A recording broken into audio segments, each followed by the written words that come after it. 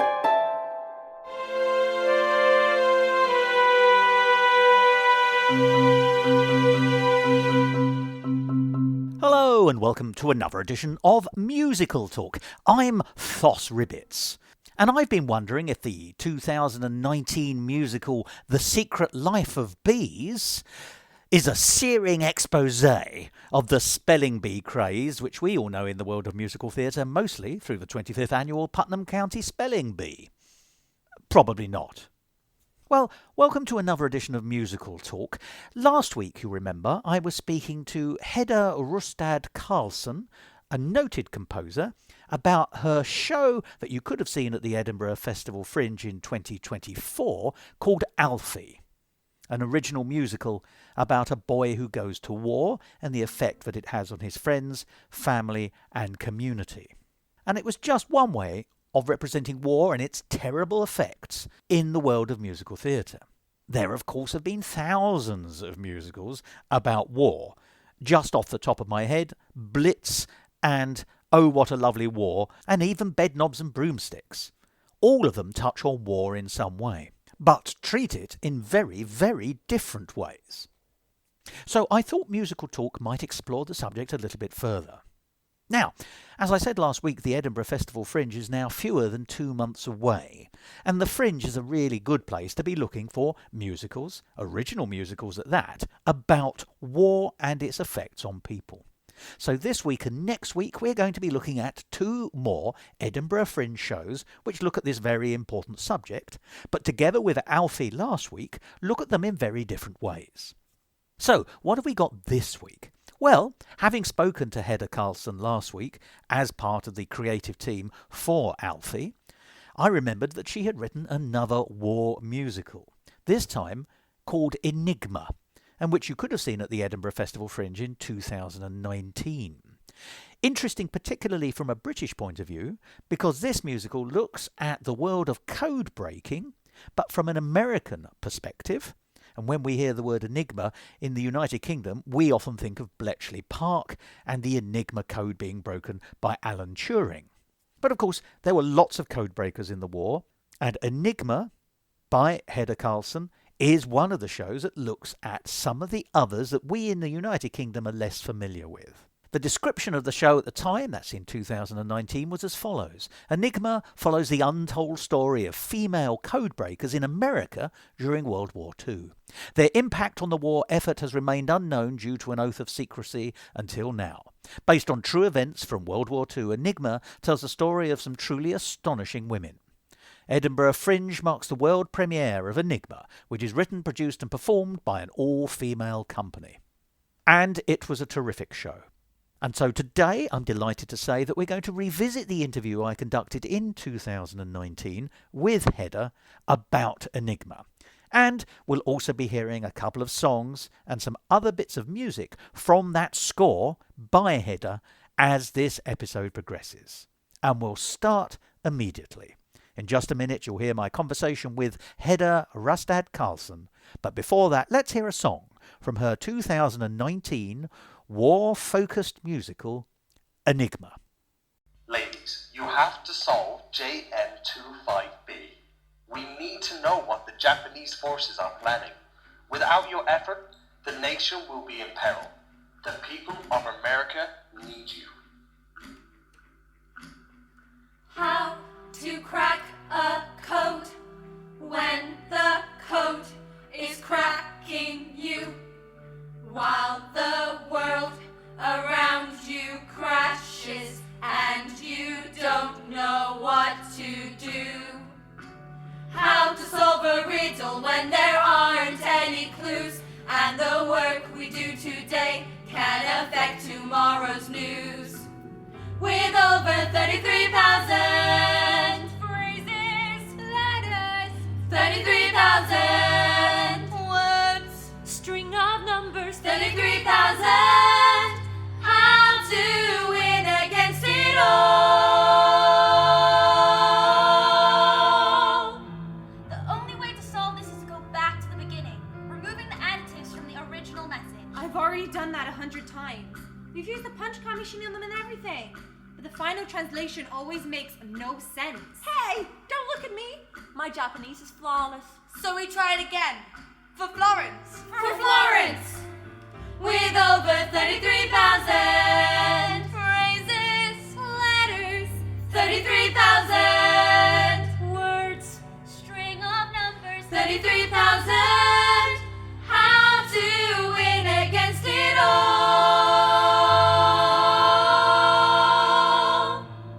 I think we stripped away the right adjectives. We won't know until the end result. Everyone, take as many 5-digit sequences as you can and compare them to the code books. And I mean all of them. Once we found the letter belonging to each of them, we should be able to translate the message. You got this. 257-046-257-064-132. I'm done. With over 33,000 phrases, letters, 33,000 words, string of numbers, 33,000. How to win against it all. What does it say? Shh. Requesting navigation charts for AF. AF? It must be an additional letter code. What could it stand for? Wait, I know I've seen that abbreviation in a shipment code we cracked before. Here it is! AF either represents the Aleutian Islands in Alaska or Midway Island. They're gonna attack either Alaska or Midway Island. Thank you for your commitment, ladies. We will take it from here. Hardly had the din of guns been hushed in the Coral Sea when the Battle of Midway blazed forth in all its mighty fury. Here the United States forces met and crushed a full Jap battle fleet. By sheer weight of numbers, the Japs hoped to overwhelm and conquer our mid-Pacific fighting forces. The Japs had carefully planned this sneak attack. They gambled all and lost. Ladies and gentlemen, the President of the United States. How are we playing our part back home in winning this war? The answer is that we are not doing enough.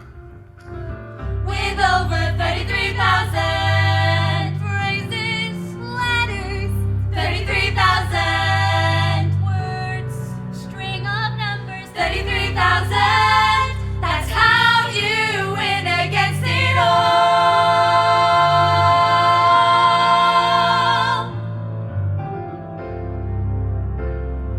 Every day.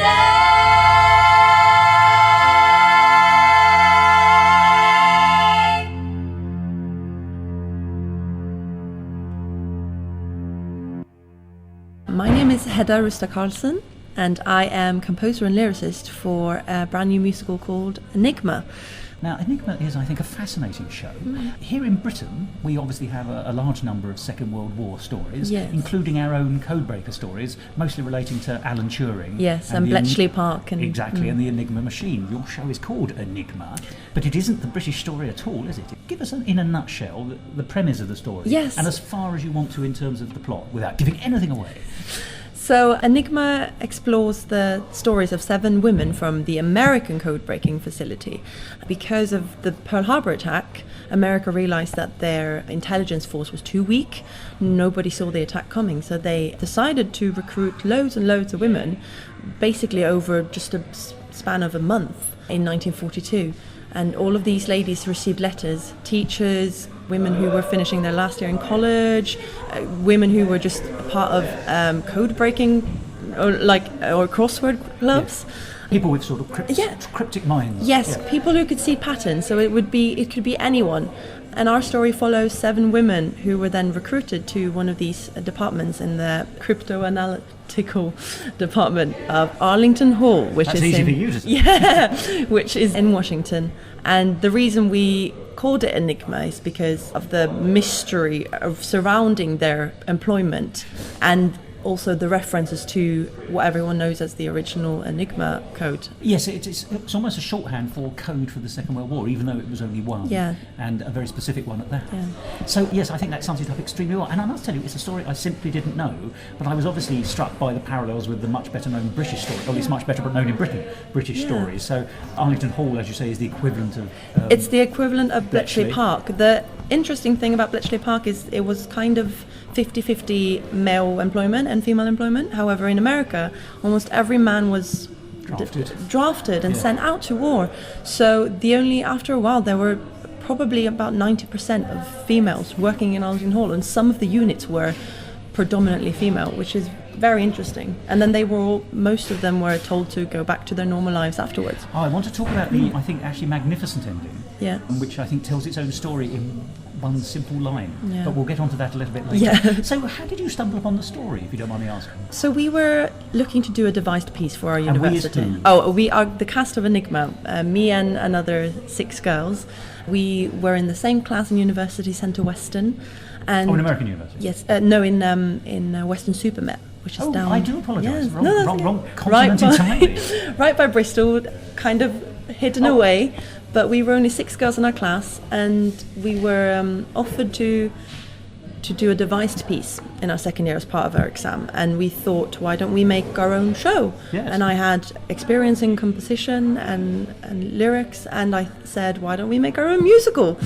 And we thought, what can we do with 6 women that would be interesting for us to work with and interesting for the audience? And we first we thought about the suffragette movement. Well, which is incredibly topical because the centenary is here. Yeah. And Millicent Fawcett has been recognised with a statue in Parliament, so that's very zeitgeisty. It is, absolutely. But then we thought so many people already, although it's a very, very important story, very many people know about it already. And indeed, there is a show up here about the suffragette movement. Suffragettes as well. And they're wandering up and down the mile in fact magnificent Edwardian costume, actually. Yeah.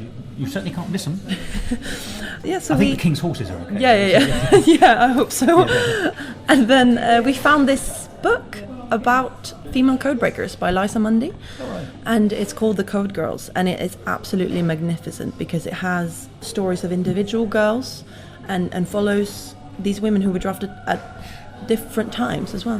So it's not just the Second World War stories, it's female codebreakers throughout history, is it? So it's kind of from the First World War, because some of them were drafted quite early, but they also worked throughout the Second World War. So our story is kind of based off of we found these ladies in her book, and we did more research on them and these characters, and we put them all together in one room, even though they were existing on different time. So it's rooted in truth. Yes. And it's rooted in individual truth in the sense that a number of people are at least based on real people, but you've obviously had a little bit of dramatic license. Oh, absolutely. Otherwise, the day-to-day diurnal round of office life, even in a code-breaking facility, might not be that fascinating. Exactly, and the problem we had with code breaking is that it's such a tedious process as well. And how do we show time? How do we show that time passes? How do we make it interesting for the audience when something actually sometimes takes 6 months to do? So, well, let me ask you that question. How do you show time passing? This is always an issue, I think, in drama. And sometimes, I'm giving you a clue here, but I think you've already mastered it. But, obviously music does help. A musical allows you to concertina time in both directions. But how did you come to that conclusion? We realised that the form of the musical would be more episodic rather than just it's not a singular narrative arc. It's not a single narrative arc. It jumps in time. So through that, we found old letters. These women then wrote letters home to their family members, to their loved ones, or to their brothers in war. And through those letters, each lady read out the date, and then also we then pass in time, which was kind of a device we found really useful and also interesting, because we then got to put some more actual historic accuracy into it. Well, it's interesting, isn't it? Because, yes, you also have several, I think, quite clever conceits. That's certainly one of them. I did like the fact that each of the women portrayed sort of has their moment of, I'm going to say soliloquy, but certainly monologue, where they read their letter to their particular loved one, or mentoring in one cases. It's actually the different relationships on the people they count as important in their lives is very well drawn, nicely spread, and I think because otherwise it could always be, there's always a sweetheart, or if it's always a parent. That's fine and realistic, but you don't want every character to have that. But also you've got your blackboards, which you use to great effect. So you use simple props tremendously well and with great versatility. So obviously the blackboards are where you can, it's the most natural thing in the world in a code-breaking environment, because obviously you've got to write things down and rub them out. Exactly. But of course it's also a very useful way of being a visual aid for us, the public who are watching, and of course at the top of each board is the date. Yes. And it seems very likely that in a environment where actually the arrival of a code to be broken and the date by which it is broken is important on its outcome, on its usefulness, is also relevant. So it seems natural that you would have a date on a blackboard to say, right, that was the workings we had on Tuesday. But of course it also gives you that absolute spot in time. I thought that was actually a stroke of genius in sense. Thank you so much. That's what it didn't feel like was a very cumbersome way of telling time. What it felt like was a very light, fluent way of telling time. So it was very clear that time was passing, and we were getting a sense of the intervals and the gaps between each episode. For us, it was an intimate way for these girls to kind of take the spotlight and get an individual story. In fact, literally. Yes. Yeah, literally. And obviously we would like to develop the story further and make it even longer, hopefully, so we can explore these characters, because they are such interesting women, and they're all based on real women that we found. Are any of them still alive? I imagine probably not. No, I do not think so. They would be very old if they were, wouldn't they? Very, over 90, I think. They must be over 100. But some of these women were groundbreaking in the cryptoanalogy units, especially the ones, a few of the characters are based on women who started out in 1913 with code breaking. Yes, even before the war started. Then, wouldn't they? Yes. And one of the characters worked with during the Prohibition to catch alcohol smugglers in New York, because they also used ciphers. So ciphers have been used since the day of start of time. Oh, absolutely. I mean, when you go back to Shakespeare, because obviously one of the, as I'm telling you what you know, of course, but Shakespeare often, some people argue that he's not Shakespeare at all. He's Francis Bacon, and Francis Bacon is famous in this country for being one of the great code breakers. Absolutely. The code round his... Well, one of our characters is based off of our character Anne Colby. She's her former kind of boss was a millionaire, and this is a true story. Yes. He was a millionaire called George Fabian, and he was obsessed with finding out about these codes around Shakespeare. He wanted to prove through ciphers and through these codes that Shakespeare wasn't the actual writer. That Shakespeare wasn't Shakespeare. Shakespeare wasn't Shakespeare and all that. So she then worked for this millionaire who had these ridiculous terms for her to not to wear green and wear heels and he was a remarkable eccentric. Very which eccentric. The rich are allowed to be. Absolutely. Yes, no, I love that character as well. And you might think, well, obviously that's someone who's exactly right, and of course she was exactly right, but as she herself says in the piece, breaking sort of 16th century codes is quite different from breaking 20th century and codes. It doesn't have any consequences. Indeed, yes, but most of the protagonists from the Shakespearean era are probably no longer to be troubled by it, with the exception possibly of Shakespeare, if it's ever proven. But exactly, no, and that's what these girls learn. They learn that even though they have been breaking ciphers before and codes, and she has particularly studied Shakespeare, she realizes that in this situation, in the war, everything they do in that room has a consequence on the world around them, which is a kind of a big part of these girls' experience and their employment, because they don't realize until, and many girls went away from this employment and they had very serious mental health issues afterwards because of this, the kind of responsibility they had. And also then the loss of responsibility, Yes. which we'll touch on again once I say we'll come to that. Yeah. But it was also, though, it's quite interesting because you've been very successful in drawing both the micro and the macro from the experiences. So obviously it is what's going on in a code-breaking room, 6 women round blackboards. Yes. And you have the drama that comes from that, just the can we do this, the interrelationship dramas such as they are. But then, of course, as you say, you've got the macro, because you are able to bring in true events from the war. Exactly. Actual bombing raids, actual times when code breaking has been successful and times when code breaking hasn't been successful, which really gives you the context in which they're working. Because it's an intimate piece. Yeah. In some senses, it's a chamber musical, because it's a small venue, Absolutely. it's an intimate venue, it's an ensemble piece. But of course, it's actually set in a very small environment, which is, I don't know how big the room was, but it's a room. Yeah. And they're all working there. And then you cut to, oh, look what's happening in Japan, and look what's happening in the Pacific, and look what's happening in Europe, and who's flying where and how, and can we stop them, and should we stop them, and what are responsibilities it is. Exactly. Actually, I mean, that's a very, you were talking about the responsibility having been great and then losing it. But of course, there is a very lovely moment in the piece as well where they realise that actually what they do is likely to lead to the deaths of people, either on their the own Allied Allied side or the or- Axis side. yeah. Yes. But of course, even in relation to enemy people, to know that what you do in your room will result in the death of someone else, whoever they Exactly. be, is actually a terrible. It's quite heavy. Yes, it really is. I mean, but it's played lightly in Yeah. the sense, or rather, when I say lightly, I don't mean comically. I mean we, the audience, are invited to share the realisation Yeah. that the protagonists are having themselves. It's not, oh no, this is terrible, terrible. I mean, obviously there is an element of them responding to what Yeah. they heard, but it's not hammered home. I No, suppose no, that's it's what I'm quite trying to early say. in the process Yeah. for them as well. So I think they're only making the realization of the impact they have. Not until, I don't think they truly make that realization until they actually have an impact. It's weird for them because they're in this tiny room in Washington, far, far away from all of the action. Most of these ladies even applied to be out in the field and be code breakers in the field, but all of them were denied. So they were just sat there and had responsibility for all of these discoveries. Still very much an officerial job, just one Yeah. with very much more weight than usual. Absolutely. But it's interesting because it's a side of the code-breaking story which is rarely touched on. I'm just thinking once again back to the British experiences and the British story. And the Bletchley Park story and Alan Turing. And the Enigma machine. And, Exactly. So we know, in a way it's still treated as, isn't this a jolly code? We all know it's very, code breaking is fun. Yeah. It's the sort of the underlying thing, even when it's important. It's tremendously difficult, and didn't everyone do marvellously well? Didn't they? They did. There's no denying that. It's fantastic. Yeah.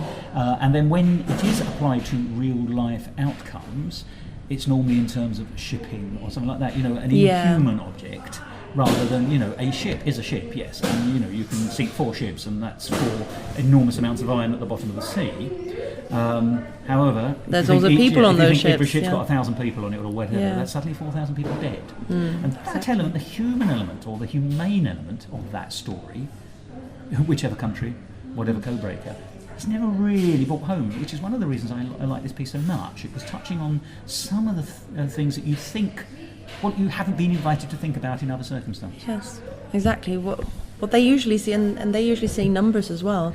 You just see, we have one bit where they find a New York Times article which says that 4 cargo ships and 2 destroyers have been, and that's an actual New York Times article that was published, that were sunk in the Pacific by American troops, and that's kind of the headline of it. And there's only the numbers of 4 cargo ships and 2 destroyers, and they don't think about how many people were on there. And obviously that's a great accomplishment, but then it's a terrible one too, isn't it? Yeah, it is, absolutely. And that, of course, is the dilemma of war. Yeah. Particularly a war, I think, certainly historically, it would be fair to argue that it has a more clear moral set of sides than most, shall we say, yes. But we also explore, without giving too much away again, explore how it personally affects these women, because most of them did have brothers and fathers out in the war. Or will have known people at least, yes. And the problem of then, for example, finding out about deaths or finding out about troops being captured before their own family did, but they weren't able to tell their family that because they weren't able to tell anyone what they were doing. It's the American equivalent of the Official Secrets Act, isn't exactly, it? Yes, yeah.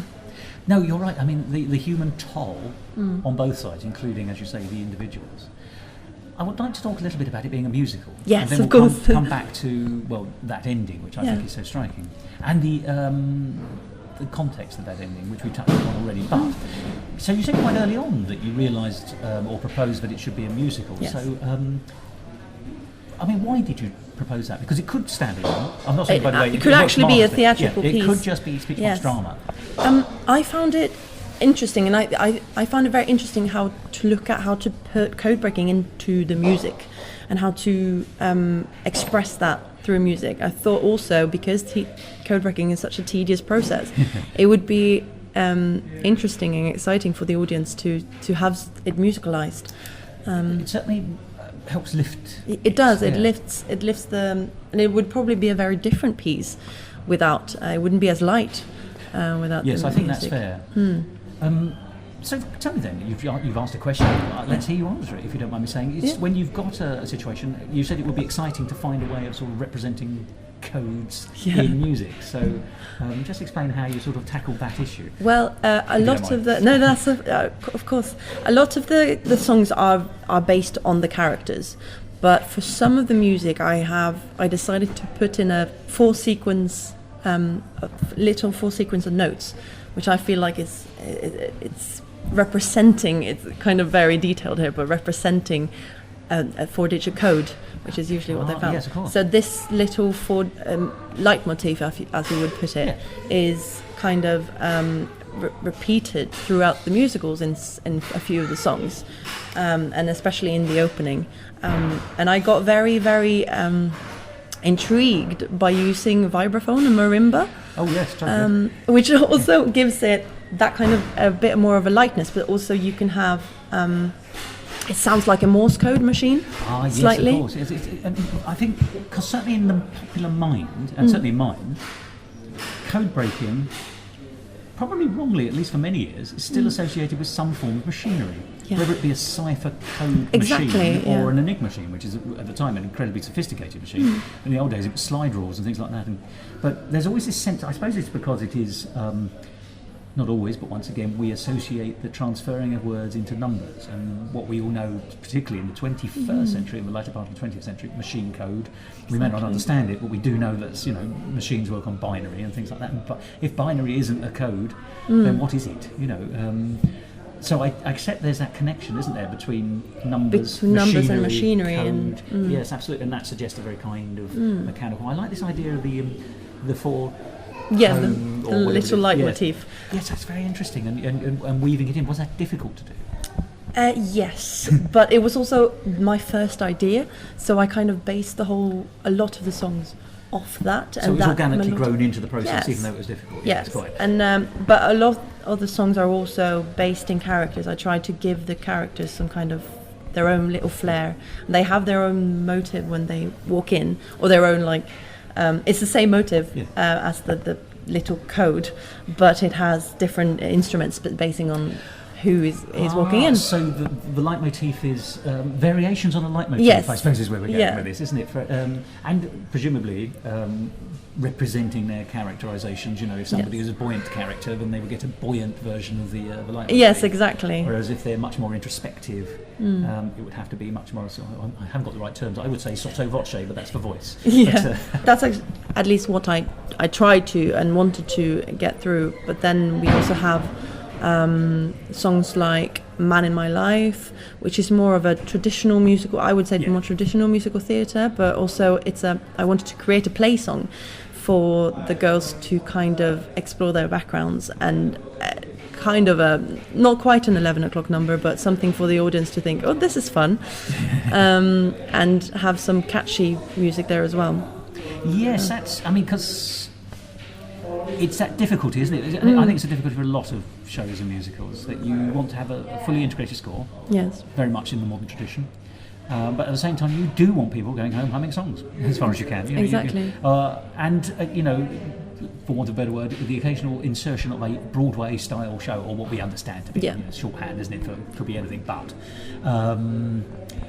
It could be anything, but whatever it is recognise as being perhaps slightly different from the rest of the score. It's that balance about what does it give you, I suppose. It's got to be, is the outcome of that kind of song going to affect the play positively? Yes. And it's all about supporting the piece, isn't it? In a way. Exactly. And I, as a composer myself, I'm not a big fan of characters singing the same lyrics repeatedly. The same song. Oh well, nor am I as a listener. Thank you. Exactly. Yeah. And so therefore, the opening song doesn't even have. It only has a chorus towards the end, because I'm not a fan of. Yeah. I think when you have 7 women, they are not going to be thinking the exact same thing. No, quite the reverse. And not therefore, just women. I just think 7 characters. Anything, and any characters, and therefore they all have their own verse, and then they even sing different parts in the chorus.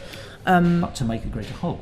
Yes. Which I would say, gosh, ladies and gentlemen, is very much the point. Yeah, absolutely. And throughout the musical, I don't think they sing together as much as, although just towards the end, and sing the same lyrics. But I'm quite a fan of having, and that's not traditionally in musical theatre. You'd like to have a whole full chorus singing every part. But what you've done, of course, is you've actually thought through how the score works in relation to the characters, which is exactly what you've been saying. So actually the score is story specific. Yes. So if you had sort of overlaid a more traditional opening chorus, power number in a more traditional way, love song halfway through or whatever it was, and a big ending. Yes, you'd get the feel of a Broadway musical, but would it serve the plot? And I said, rather think in this case it probably wouldn't. No, it's not that kind of musical. No, exactly. How would you describe your style of music writing? What I think about Enigma is I'm very much inspired by Lacouche. I love his writing, and First Lady Suite is one of my favourite musicals, which I saw up here about 10 years ago in the Edinburgh. And it is obviously his way of writing is very experimental, and he has some extremely interesting harmonies, which is why I like playing around with harmonies and not necessarily pick the most obvious one. And also the way he kind of. Some of his music is more scattered and individual, I think. So, and with First Lady Suite, I kind of felt like Enigma would be a hybrid between First Lady and Little Women, in that way of Little Women, which is much more contemporary and kind of the themes and the music is very memorable. Yeah. So that's the kind of thing to have inspired me for this particular musical. Yeah. I find that very interesting, and just talking about harmonies, of course, takes us back to the point you were making a few minutes ago about the idea of everybody being true to who they are. They have their secret harmony, if you like, but put together, then you get the greater piece. Exactly. I don't have the terms, but it becomes, I want to say, a fugue-like thing, whereby actually, all these different things put together make a greater whole. Lyrics. You as well? Yes. Yes, all triple threat. Yeah, it's been it's very much my baby, this piece. I've been working on it for about 1.5 years now. Oh right, okay. So we did it for our device piece in second year, and then we kind of stopped to finish our degree, as you do. Life got in the way, and then we finished it now for Edinburgh, and it's been it's a big passion of mine, the whole musical. And yes, so both music and lyrics, I find it difficult to write one with the other, or one without the other, I mean. Oh, I see, right, okay. And do you do it at the same time? Sometimes, yes. Or sometimes... So you fuse them, as it were? Yeah. Or sometimes the lyrics comes first. For example, for The Man in My Life, the sentence, The Man in My Life, came to me first, and then I had to find out what is the best melody and what is the best style of music for the kind of image I have of that song. Yeah. So that was an idea first. That was an idea. That was a lyrical idea more so than anything. And does it work the other way around for you as well? Do you get musical ideas and then think, well, where might that fit and how might the lyric work? Yeah, exactly. Yes. So I have sometimes, like I did with the leitmotif, I had that idea first, and then I realised that I need to put lyrics to it. After a while, I need to... Was that difficult with a leitmotif? Because obviously a leitmotif is already doing quite a lot of heavy lifting, isn't it? It is. It is. It's just towards the very end of the opening song. It's and you can't quite tell that it's the same one. but that was quite difficult. Yes, I bet. But sometimes I find the harmonies first. It's very strange because sometimes you just find a single melody and you work off that, and sometimes you have a kind of a pattern for harmonies that you're thinking or chords. So it's different musical elements. Yes, so it's absolutely. Not obviously, I just think in melody because I'm a silly old man. But as an audience, I have that right. But yes, you're quite right, because music is. It's interesting, isn't it? Actually, that music is one word for a hell of a big subject. Yeah. It could be absolutely anything. And for the last song, for example, I only had the idea of a watch in the background, or a ticking clock, because of the urgency of the task they were about to do, and that's all I had in my head. I want the rhythm to be this, but how do I put music to that, and what chords do I want? So it comes from many different things. And once again, how did you find that? Oh gosh. Well, let me ask the question slightly differently. Did you find there were things you were doing and then you had to abandon them because you didn't ultimately, actually, this isn't serving the piece, I'll do something else? For the ending was actually the easiest one for me to write. I wrote that one in a day, because I had that urgency. I had it in the back of my head, and the piece is quite, in the beginning, it's quite staccato. So which is machine-like again. Yeah, it was machine-like again, and that's and then it picks up pace. But I don't really know what it just came to me, really. That is a perfectly valid creative effort. Not everyone is nuts and bolts and paper and notes. No. Sometimes it is, this song has landed fully formed or nearly fully formed in my head, and it's really just a buffing case. And then sometimes it's a case of, I'm dredging this up from my inner soul, and it's taken me a very long time. So there's no right or wrong. No, I knew that I wanted the ticking clock, and I wanted dissonance in the chords. I wanted the uncertainty. I wanted the stress level of the ladies and the audience to go up. So it is a psychological thriller in a way, isn't it? It really is. Now let's talk about that ending. I've already alluded to it, but I want to sort of talk about the context that leads to that ending. One of the other things I liked about this piece is that it is I'm trying to find the right term. It is a feminist piece, but it is a de facto feminist piece. I hope I'm not underselling that or overselling that, by which I mean it just gets on with it. Yeah. And we, the audience, are invited to note that all the principal characters are female, but they've all brought something to the table. Yeah. It is an entirely female story, and it is fabulous. Yeah. What it doesn't say is, here is the story of 6 women. There's a place for that kind of musical. I mean, I saw Wolverine the other day, and that's much more overtly feminist. I'm not using feminist in a pejorative sense at all, as some people might. It is just another way of looking at the world, and let's be honest, it's but it's a beautiful feminist piece which makes its point in a non-laboured way. I suppose that's what I'm sort of struggling towards very slowly. And no, that is completely right. That's exactly what we were looking for as well, because we, the whole cast and the production team, we all created this ourselves, and we wrote the script together and kind of devised it. And we sat down one day in early January, I think, and we sat there and we thought, possibly the darkest day of the year. One of the darkest days, and we were struggling to find out what our voice was going to be. A lot collectively. Yes. What do we want to say? How do we want to say it? Do we want to focus on the feminist issues entirely? And then we realized that it's not about. I don't think the ladies back then had that kind of self-awareness of what their part in employment in the war actually meant for the feminist movement until afterwards.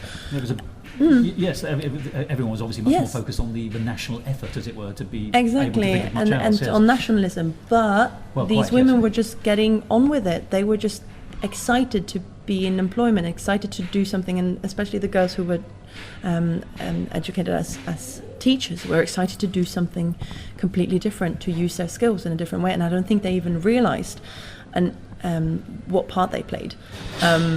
For the history of feminism, and that's also what we wanted to show, that these women are aren't self-aware of these things, and we didn't want to. But you don't need to be. No, we don't need to be. We wanted the audience to see this for themselves. We wanted the audience to draw their own conclusions. As I say, sort of de facto. Yes. Let's get on with it, and by doing so, we're accidentally or exactly purposefully, but and putting in a few scenes and a few just simple lines, just simple moments where the marginalization of these women are kind of reflected in the society, and we also chose therefore to use a disembodied voice as our male instructor or as our male interviewer. And he is a disembodied voice. So yes, it's very much an authority figure but unseen. Exactly. Which I think is representative, therefore, rather than specific. Also, I think it's quite interesting. You were talking about the marginalisation of women. You know, you've got some women who are in the group who might be determined as or described as slightly less socially adept, and one or two who are very socially adept. There's one who's an actress, and she's very used to male admirers. And it's interesting that she, unfortunately, identifies her self-esteem through the prism of male appreciation. So finding herself in an all-female environment is not easy for her necessarily. Yeah, exactly. So I like some of those little conundrums, shall we say. But that leads us to this ending. Yeah. We've been through, as an audience, we've been through the story, we've seen the tension, we've seen the characters, we've seen the outcome of the women as a team, grudgingly or otherwise, you know, and their success or otherwise. But they have done great things for their country, they have done great things for the Allies, they have done great things for their gender. And so, you know, ultimately the story is a very successful story. And then, and this is why this is so striking. There is basically the disembodied male authority figure at the end, basically says to them, thank you very much, you may now return to your normal lives. That is the end of that. Yes. There's no thanks. That's frequently referenced. You know, they're never mentioned in the press. They're never mentioned anywhere else. They are just dispensed with. Yes. They're not even eased back into their old lives. It is actually an abrupt ending. Not that being eased back into their old lives would be a good thing, but it's you know, you have served your purpose. Now back in your boxes, basically. Exactly. And you finish there. Yeah. You know, it's boom, boom, boom, sharp ending, and being brought up short, and we, the audience, are brought up short as much as the characters. Women are, The look of shock and despair on the faces of your actors, I think was magnificent. I think the ending, together with those responses, magnificent. And I think most feeling people in the audience must have, as I did, feel the same way. This is appalling. It's an insult. Yeah. And it's all the worse for being real. Yeah. So how did you come to that ending? Because I think that is, you know, it's a stark full stop. Yeah. Possibly even an exclamation mark of the wrong kind at the end of an amazing story. It's back to the question we ask ourselves: what kind of story do we want to tell? Do we want to tell a story where these women do amazing things for their country and it's a happy ending, they all get medals? Yeah. That's not the real story. No. And they were all, after the war, after America got the upper hand on the Japanese, which is one of the things that these women accomplish. They help the American troops get the upper hand on the Japanese. And the Pacific War. The Pacific War. And they were basically just sent away afterwards. Many of them. Some of them were allowed to stay on, and some of them still worked for the intelligence unit. However, most of them were told to go back to their old lives. So we decided that's the story we want to tell, and we wanted to tell it it wanted it to be a shock to the audience. We wanted them to expect that now everything is going to be fine. Everything that these reward for having done so well. These women are going to get their reward, and we play the actual radio broadcast from the day when about this admiral who they then shoot down from the sky, this Japanese admiral, as a result of their code breaking, which is a pivotal moment in the war. Yes. Absolutely, and that code was actually solved by Arlington Hall because the Navy couldn't manage to solve it, and they were solved by these women. And the radio transmission plays and talks about how vast of a change this is for the American troops, and it thanks all of the men. Yeah. It says thanks to our boys. Yes, thanks to our boys, and we've actually had quite a few laughs at that message towards the end, because people sit there and they're quite shocked, and I think it's more of a nervous laugh, and it says thanks to our boys, and all of the women react accordingly, and then they are sent home, which is a final slap in the face. Yes, exactly. And they're thinking, oh, at least maybe we'll get some recognition for it from our superior, but no. And we wanted to go with the shock, because it was such a shock for these women as well. They were getting so used to being in employment. They were getting very used to using their skills for something that had significance. Now, when next for Enigma? Oh, we are hoping to develop the musical to be a bit longer. The Fringe has done us very well, and you've been selling out, haven't you? Yeah, we've been sold out 8 out of 9 shows. It's pretty good. It's been extremely lucky. We did underestimate ourselves a bit, because we ended up in the Fern Studio with 30 seats, and we've sold out every day. And we probably could have gone with a bigger venue, but that's probably... That's hindsight, though. Yes, that's what you realise when you come up and you have... It's our first time at the Fringe. But not, I think, you're honest. No, and we would love to develop the musical even more, and bringing some a director to direct it, because we have actually just directed ourselves, and to have a new perspective. We want to also visualise code breaking a bit even more. Yes, I understand what you're saying. You want to take it to the next step of development, actually, which is both length, performance, musically and visually, isn't it? I mean, exactly. It's the whole package.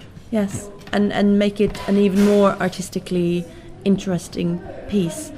For what the statement is so strong, we want the piece to be just as strong as that. And I'm thinking we've had a very good kind of run now of something that is a very good draft for something that can be longer. You know you've got something workable there. Yes, absolutely. Lots of potential.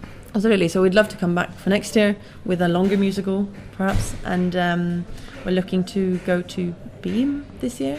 Beam. It's the Musical Theatre Network festival, and yes, just seeing where we can take it. It's about developing further and trying to get our piece out there. So no abrupt ending for Enigma?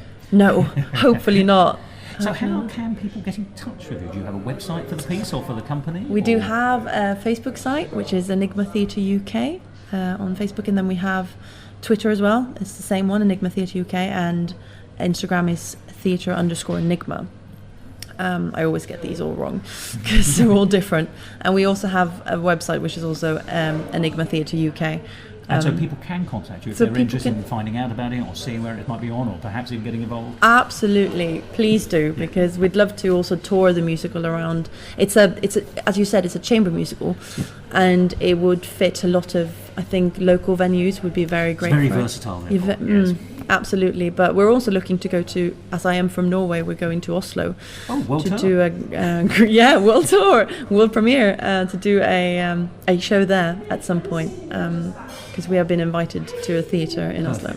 Oh, well done. That's marvellous. Thank you. It really is. It's nice to be recognised, isn't it? It is. Well, it's a great show, and it's been a real pleasure talking to you, Hedda, so thank you very much. Thank you so much for having me. Thank you so much for having me here.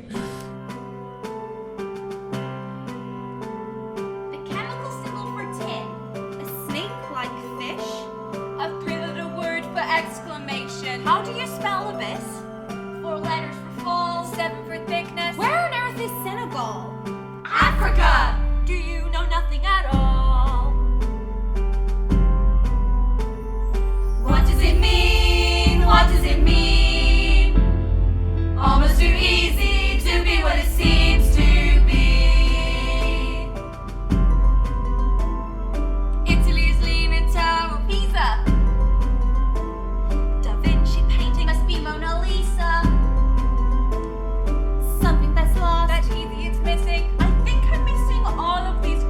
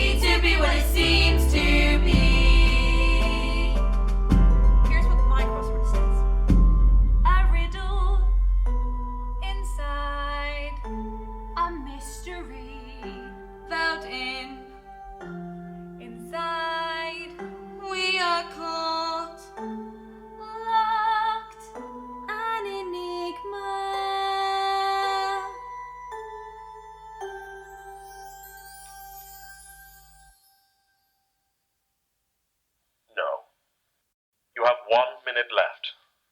And there we are, another song from Enigma. It's called The Crossword, a song written by Hedda, Rustad, Carlsen, who you heard there in that conversation. And my thanks to her for her time, and also for allowing me to play her songs in today's episode.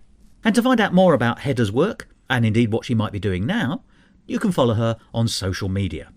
It's one of the joys of Edinburgh that you sometimes, and indeed quite often, get to see shows on the subject of things about which you know nothing.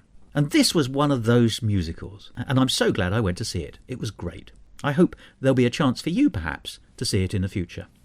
In a minute, we'll play out with another piece of incidental music from Enigma. It's a piece of music called 24. But first, I'll wrap the episode up. And if you know anything about codes, you'll be aware that they sometimes use a keyword. Now, there must be a keyword that unlocks the situation that I find myself in now, which is how to end this episode. I wonder if this one will do. Pip pip. Yes, it does.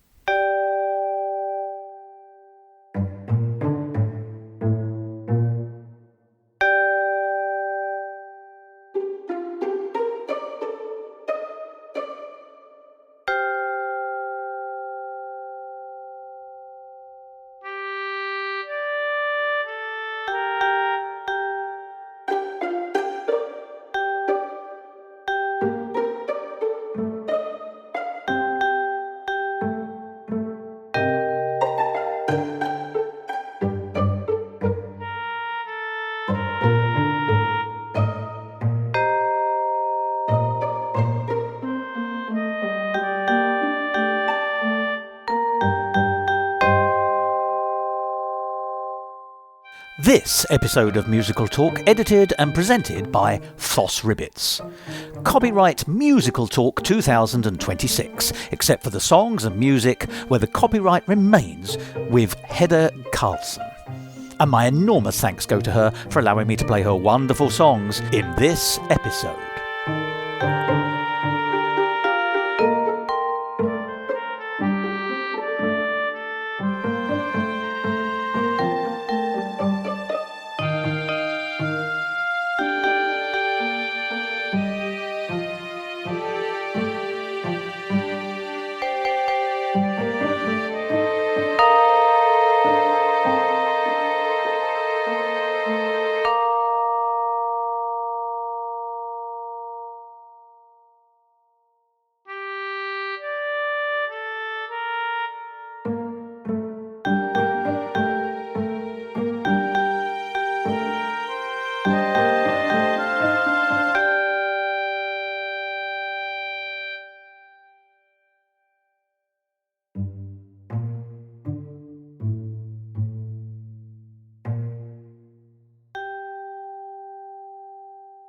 To find out more about the world of Musical Talk and listen to past episodes, go along to our website www.musicaltalk.co.uk or subscribe to us on Apple Podcasts or wherever you get your favourite podcasts.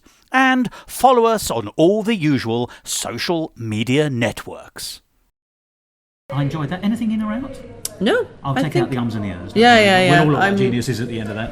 Excuse my foreignness, basically. Well, we're all as foreign as each other in the bigger picture, are we not? No. Gosh, that's entirely not a consideration.